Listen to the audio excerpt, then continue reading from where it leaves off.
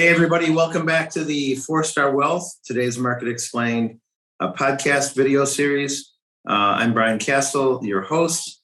I'm here with my trusty companion co-host, Mr. Christopher Reardon. Welcome, Chris. Thanks, Brian. Good afternoon, everyone. And glad to talk a little bit about the markets. And Chris is the Director of Development, the master of all things portfolio. He still loves his Cleveland Indians. And he's a caretaker of the Golden Doodle puppy Hudson, but more importantly, he's got 3 young children under 2 years old. Chris is a very busy guy, Chris, and we're so glad you could join us today on the podcast. Thanks, Brian. Glad to be here. And I'm the founder of 4-Star, Eagle Scout, National Boy Scout Foundation trustee, philanthropic advisor, and leader of the growth of this enterprise, 4-Star Wealth. Chief dad to Evan and Quinn and husband to the amazing Tripty. And just remind everybody, if you like what you're hearing today, please, give us smash the like button, as they like to say, and give us a 5 out of 5. The more 5 out of 5s, the better notice we get and the better that we do. We're going to go through with a traditional discussion today about markets, the economy, Chris, what we see out there. And we had some big changes as we enter November here now. October was a big up month, normally not. Normally October is not a very good month, but it was a good month. But what do we see now in the positioning? I understand cash is king. Yeah. So we had cash move to the number 1 position. It took over for commodities, which it bumped to the number 2. Cash only moved up 7 points, if you will, from the last podcast to 252. So the bigger story was in the number 2 position, commodities, which dropped 36 points to 220. So we had that swap there, commodities dropping down to the number 2, followed by domestic equities in the number 3 position. It gained 7 points from the last podcast, and it's at 193. Fixed income is in 4th. It lost 1 point and is at 151. So that's been relatively stable. International equities gained 16 points in the 5th position at 145. And still in last place is currencies. It gained 3 points and is at 121. Okay. So basically cash is right next to commodities. They're kind of neck and neck for 1 and 2. They're only a few tally points apart. But number 1. So it's interesting. And domestic equities have fallen out of the model. And they're in position number 3. Recall the dynamic model usually only has 2 asset classes at any given time. And, with the crazy stock market, and then we had a huge rally for a couple of weeks. And then, of course, now a big sell-off yesterday. But cash and commodities are ranked number 1 and number 2. So now, but the big moves, though, Chris, were in commodities coming down, right?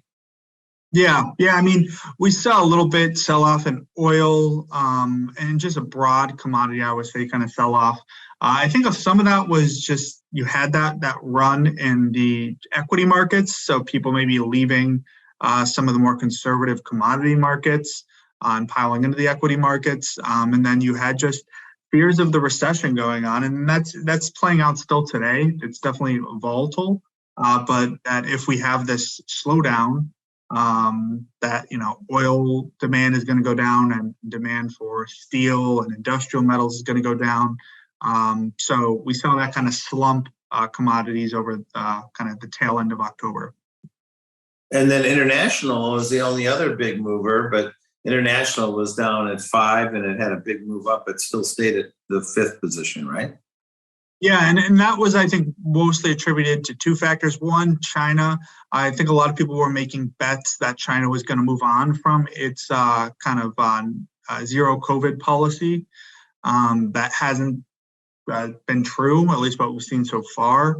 And then a lot of movement and volume was put on Brazil and South America based off of some of the elections and who certain traders and speculators thought was going to win. So that popped that a little bit. It's still by far, in the 5th position, not even close to the top 2, let alone the top 3. But it did get a nice little bump from a couple of speculative moves. So, we're trying to figure out, obviously, and that's the the big question is this market over? Chris mentioned, the economy obviously, getting weaker. Although the third quarter, Chris, wasn't the GDP 2.6%, so it made it feel a little bit better, didn't it?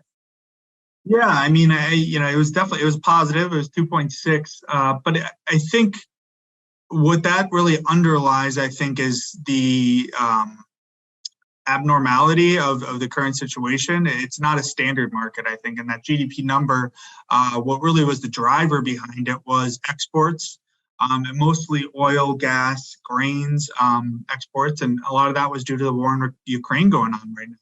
And obviously, it's been widely publicized that Europe's in dire need of gas, of oil, as we approach winter now, especially for heating. So I think that kind of covered up a lot of the ugliness of the other GDP factors. But we did see a positive number in Q3, which technically means we're out of a recession. But I don't think it feels like that. I would say most people wouldn't say they feel like we're out of a recession or that things are all sunshine and rainbows right now.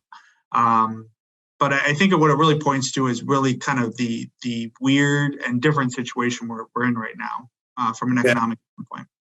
It is strange. So if the exports were up 2.8% when the GDP was up 2.6, that means the U.S. economy without exports was down again. So Yep. we've had 3 now quarters where the U.S.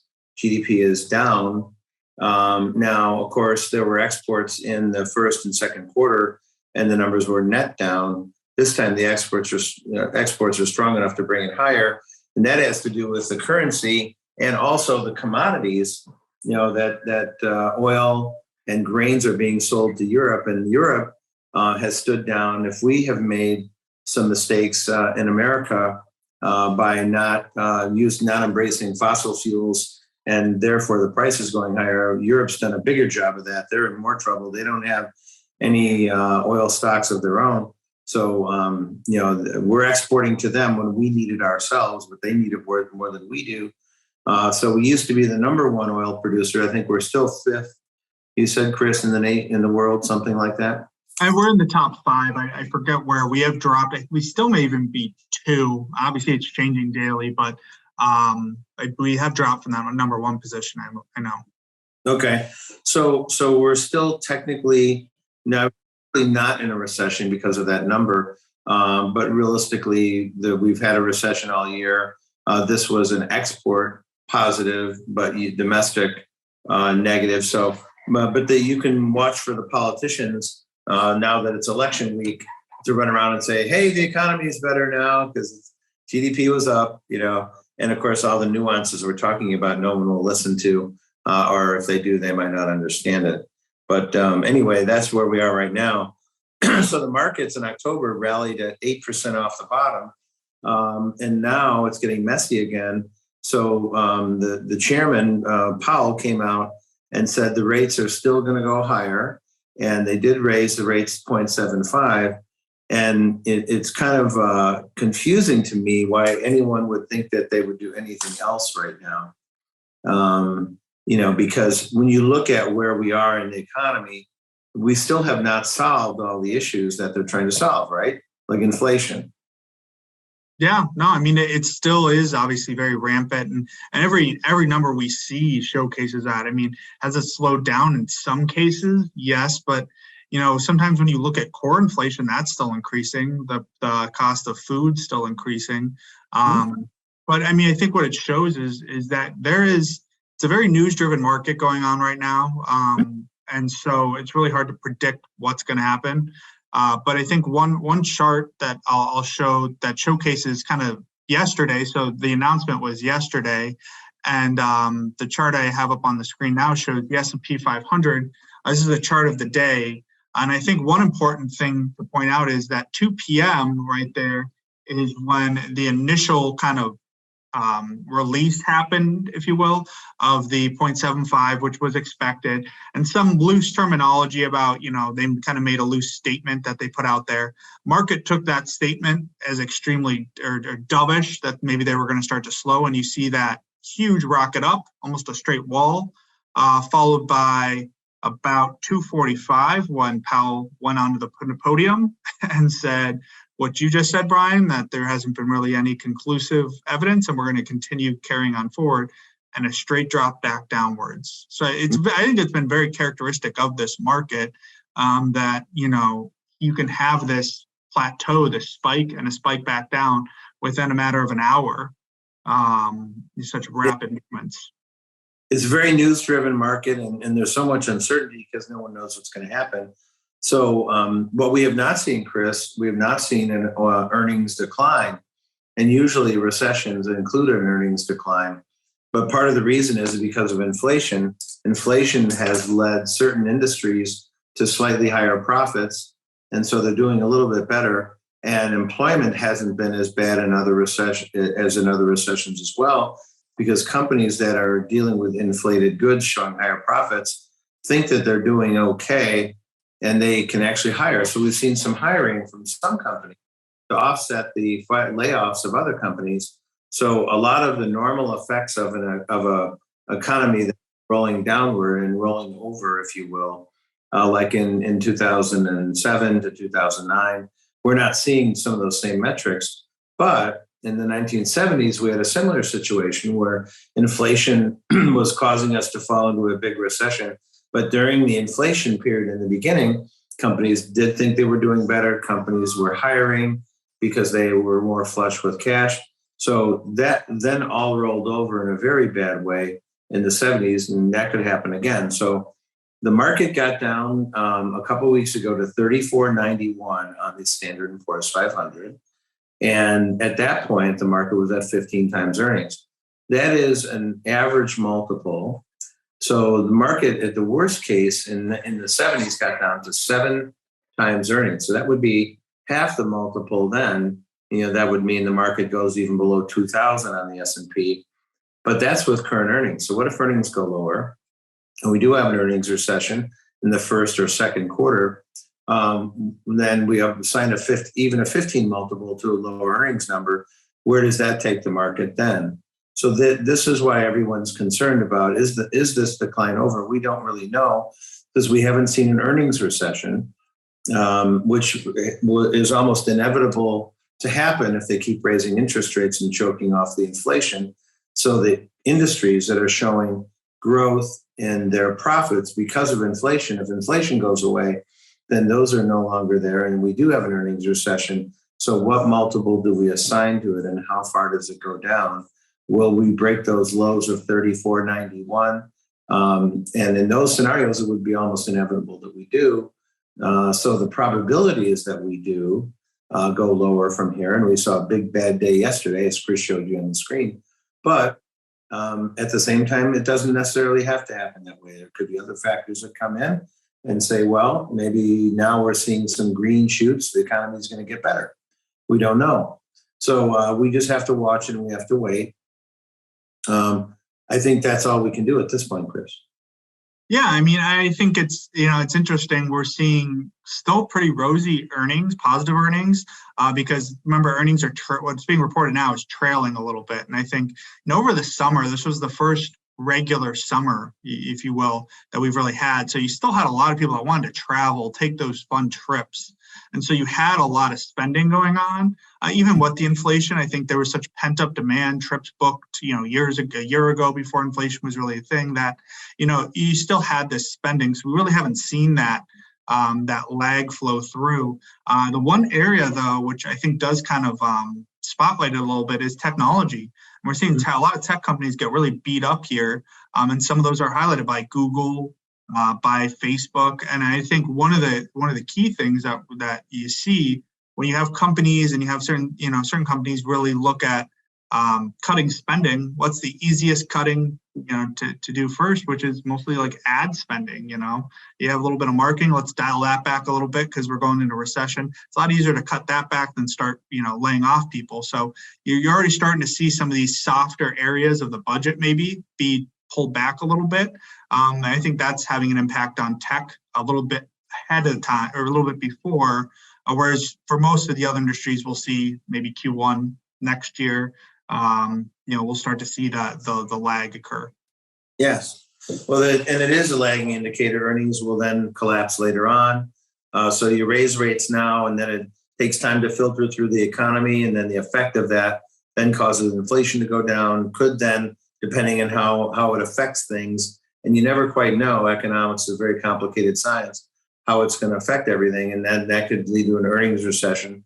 And then we'll see how the market reacts to it.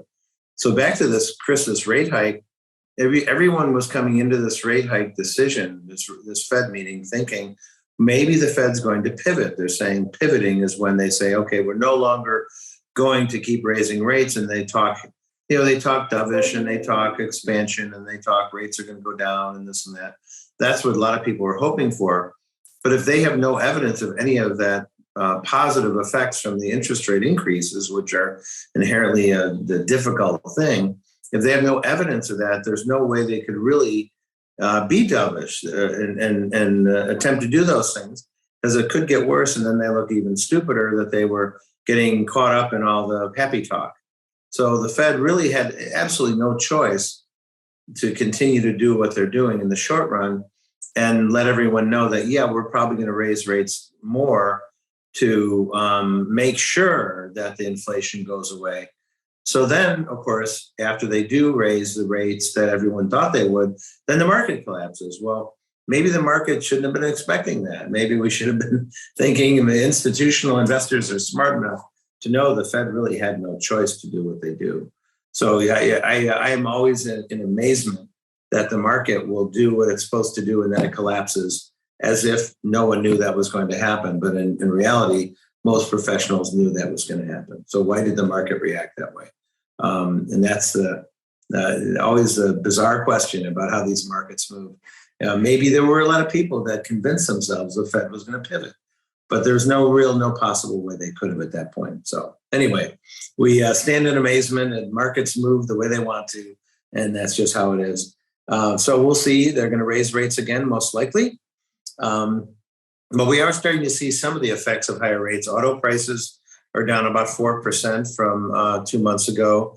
Real estate prices are starting to pull back in certain areas as well. So we'll see. Now there's a lot of other things happening in the economy as well, Chris, and you have a whole list of economic numbers. So let's hear what those are. Yeah, a couple interesting things. The personal savings rate came out. That fell to 3.1% in September from 3.4% in August. But I think the bigger thing to highlight, it's down from 7.9% from a year ago. So that's, I think, a direct correlation to this inflation, right? You have people are trying to keep up with the spending. And then kind of what coincides with that is the U.S. credit card balances are up 9% from January and are up 23% higher than their kind of post-pandemic lows. When people couldn't travel as much, a lot of people paid their credit card balances down. Well, we're seeing that kind of go back. So, both of those things are negative, I guess you could say, or would point more towards that recession, because what that would say is the consumers desperately trying to keep up with their spending. Most people don't like to pull back on their spending until they really have to. So they'll resort to credit cards, maybe pull a little bit from their savings, maybe not save as much as they were to try to, maintain that lifestyle until it really forces them to start to cut back. So we haven't seen that yet. I mean, so, that's probably something coming down the pipeline. And then, as you alluded to, Brian, on the home prices and in the real estate market, we're really starting to see things fall off. The S&P CoreLogic Case-Shiller National Home Price Index, which is essentially just saying the average price of a home, fell 1.1% in August from July.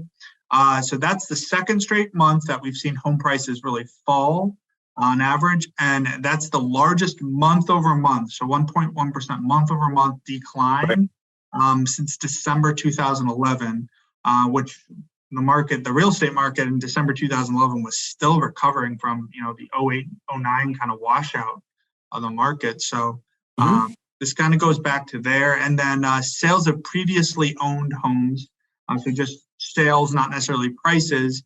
Sales declined 1.5% in September from August, or month over month. to a seasonally adjusted annual rate of 4.71 million. And that's the weakest sale rate, if you will, month over month since May 2020, which was the heart of the pandemic. And that was where nothing was moving. Just a lot of fear going on. How long was this going to last? You had the market, really the economy at a standstill in May of 2020, for those of you that remember. Obviously, after that, we saw the real estate market just explode up as you had a lot of people wanting to move from more cities to the suburbs. But a lot of movement there. And then the other kind of two things I'll highlight, we talked on here obviously about the U.S. Federal Reserve raising our benchmark rate by 75.75%. But we also had the European Central Bank raise their rate by 0.75. That brought theirs to 1.5%, the kind of policy rate, which is the highest it's been in more than a decade. But for comparison purposes, the U.S. is at a rate of between 3.75 and 4%. So we're still over double. Our rates over double the ECB's rate. And the Bank of England also came in and raised their rate by 0.75 to 3%. And that's the largest rate rise that they've had to put on their market since 1989. So I think that's an important thing to highlight, that even though we talk a lot about the U.S. markets and that's what gets a lot of the news, what's going on in the U.S. markets and these rate hikes and the interest rates that are going up aren't necessarily just isolated and affecting just America. It's also impacting the global economy and the global world. And so what we're seeing is a lot of countries have to raise their rates because their currencies are getting crushed by the strong dollar. I mean, the strong dollar has been a big weight on the global economy. And I think it's important to point out that I don't think it's the fault of the U.S. I mean, we have to do what's in the best interest of our country. But it's going to be really interesting coming out of this. If the dollar being the reserve currency of the world, that policy might be something that gets reviewed, I could see, because letting America put a lot of pressure on the global economy, I think that some countries are going to have a problem with that. So really interesting things going on around the world outside of America as well. A very complicated story. Russia now wants back in the grain deal that it made with the Ukraine, but they had cut it off because Ukrainians had bombed some of their ships. But then the Ukrainians just kept kept sending the ships full of grain and ignoring the threats of the Russians, and Russia kind of backed down. They realized they needed the revenue more than they needed to attack the Ukrainian ships. So now they're back in their deal. They got out of their grain deal, 3 days ago, Chris? Something like that? Yeah, it was over the weekend. Yeah, so maybe 4 or 5 now, but yeah. So anyway, that's the latest kind of head fake. But wheat and corn and soybeans exploded in price because everyone was concerned. Those are fading a little bit now. And because of all the turmoil, Lloyd's of London, that normally is the insurer of ocean-going vessels, is no longer issuing policies right now because of all the war and all the issues out there. They're no longer going to issue policies. Doing an energy update, I recall on a previous podcast explaining the things I saw when I was in Europe on the television and things going on culturally in Europe about the energy. We're now also seeing a diesel shortage in America and around the world, because diesel is a different formulation, obviously, from petroleum. And diesel is not really what people perceive it to be. There's a sense that diesel is, you see, a car spewing out diesel fumes, and it's like, there's, spray coming out and everything else. It looks kind of sloppy, but actually, diesel's cleaner and more efficient than regular gas combustion engines. And if diesel isn't working, then and prices are going higher, it's going to increase the prices of goods for all the manufacturers that are shipping to market. So it's going to end up, increasing inflation perhaps again, because diesel prices are going to go higher. We talked about what's going on in Europe about how there's not enough heating oil, there's not enough energy in Europe, and a lot of people are going to be living in the UK and, for example, in shelters because there's not enough heat to heat all the homes at night. And they're going to be subsidizing the heat of 24 million homes in the UK. So there's some really unbelievable things that have happened here and mistakes that have been made by all the supposedly advanced societies in the world. I'm not so sure we're that advanced anymore if we could make these kind of dumb mistakes. But anyway, that's what we're seeing now. In the Northeast, heating oil is up 70%. They might not have enough heating oil either. So Eversource, the largest producer of heating oil that is used traditionally in the Northeast in America, New England, sent a letter to the Biden administration asking for federal help and to release some of the regulations or something, give them a little bit of help to lower the price of their energy and get more energy. And they're not getting any response. So it's really unfortunate. The ideologues running the White House definitely seem to want to leave oil prices higher while they're telling oil companies to drill, while they're also telling oil companies to not drill. They're giving them no incentive, essentially, but they're saying they should be drilling to blame them. So it's really a strange time. Chris, there's also that pipeline, the Nord Stream pipeline that was bombed. Well, the Russians now say that the Royal Navy in the UK did it. And the idea behind that is the Russians were hacking the UK government and hacked into the government of the previous short-lived Prime Minister, Liz Truss. So now they blame the UK for bombing that pipeline. But if the UK was involved in it, they're saying the Americans were involved in it as well, because there aren't many societies that have the ability to bomb a pipeline like that way under the sea. And America would be assisting the UK in doing that most likely. So they're fingering the Americans, but directly fingering the UK military, the Royal Navy. So who's to know whether that's true or not, but the Russians are pointing fingers for sure. So we don't know what's going to happen with all that, do we? No, I mean, I think that where there's smoke, there's fire. I mean, I don't know what incentive the UK government would have, or even America really, to bomb that pipeline. I think the benefactor of that pipeline being bombed mostly was Russia, because they got to avoid contracts. They got out of contracts. So I think it's just a bunch of drama really being drummed up by them, of theatrics, if you will, just kind of pointing fingers at, desperately trying to claim something that's not really there. Yeah. Well, it's interesting. And inflation topped 10% in Europe. It had been 9.9% the previous month and just went higher. So as inflation, is rearing its head in Europe with the same pressures that we're under, except their energy problems are more acute than ours, and that's what causing their inflation to be higher. So we're seeing this all across the board. Interest rates are going higher. While we were visiting Europe a number of weeks ago, prices in dollar terms, US dollar terms, were significantly lower than I'd ever seen them.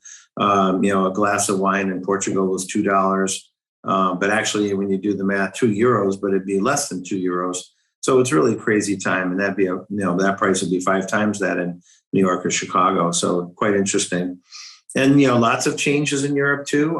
They have a new prime minister after the short-lived tenure of Liz Truss. We've got Prime Minister Rishi, and he's the first one of Indian descent. And that news came out, and it's good news. We have a new prime minister.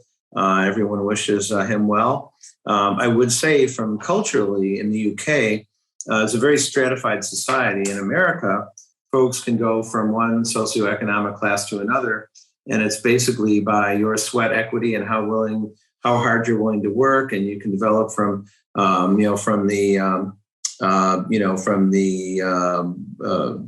poor neighborhoods housing project. We've heard these stories where you become the CEO of a company and you're hugely successful and wealthy. You can't really do that in many of the societies in Europe, where very often folks that are at a certain lower level of economic capability will stay there. Indians are not the leaders in India. It's the old UK British citizens. So for them to have an Indian prime minister is a pretty big deal, actually, culturally. They've had women before. They had Margaret Thatcher, so they got used to that. But to have an Indian descent prime minister is very, very curious thing for them, and it's great. Hopefully, he does a very good job. But it didn't seem to hit the impact in America. No one was talking about it, what a great thing it was. But in the UK, it really was quite a unique thing. So from Chris, what we see out there, the Trump situation, Trump is continuing to, kind of discuss how he wants to run for office, but not officially announcing. So they continue to go after him because many people don't like Donald Trump and they're trying to keep him from running. So now they got a court order to get his tax returns. And Chief Justice John Roberts gave them relief and said, we're going to put a stay on that and wait until they can work out some other details, probably after the election. So that continues to move forward. We only mention that because the minute this election is over next Tuesday, people are going to start announcing for federal offices in the next cycle and president. So, everyone's expecting President Trump to come back and try to run for president again. And that can change things economically. The market might, because the market did so well during the Trump administration, the market might rally if Trump were to announce, because there's the belief that he has a very good chance to win. But it might be the opposite way. So we're really kind of unsure about how it's going to play out. There's lockdowns again, Chris, in China, right? And they're still going on. I mean, I think kind of as I alluded to in the beginning, China has started locking down certain provinces again. And I think probably the most high profile, Brian, we talked about before, was they locked down Disneyland, I believe there, right? Mm-hmm. The Shanghai park there. And I think that caused a lot of stress on a lot of the visitors that essentially got locked in the park. Mm-hmm. Yeah, they got locked in and they had to show a negative COVID test to leave. And now after we've had time to look through this, many folks realize now, and most of the medical community realizes that the lockdowns really didn't have any effect. Most of the states had essentially the same experience, whether they locked down or not. And the lockdowns didn't really matter as much as folks thought they did. But, they're still doing it in China. They're still doing lockdowns. And knowing that, China is a Marxist society, communist control, dictator control organization, that maybe they just want to control people anyway. So lockdowns are just easier, when they have any COVID outbreak, just easier for them. So they probably do it. So that's what's going on in China. Chris, I think I've got a couple things we've put out on new ideas. Twitter. So Elon Musk did finally buy Twitter, didn't he? He finally took over Twitter. I think it was late last week. He actually he had a pun when he walked into the Twitter headquarters office. He actually carried a sink in, and he said, "Let that sink in." Using it as a pun and in prototypical Elon way, I guess. And he calls himself now the Chief Twit. Yeah. He's I think it's kind of Chief Complaint Officer or something like that. I think he changed his name to on the actual application. So it's funny with the culture there and how Elon runs his companies. It's really interesting to see the clash. Now you see Elon. He mandated, I think, all employees have to come back. There's no more remote work. You have to come back to the office at every location.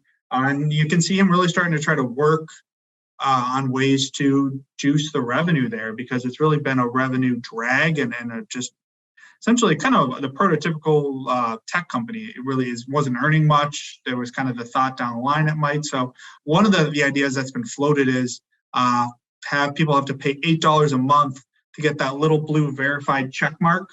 And that's got a lot of people in an uproar that you could pay for that. So it'll be interesting to see what comes out of it. I wish him the best. Hopefully he kind of does a good job turning it around and getting the company back on track.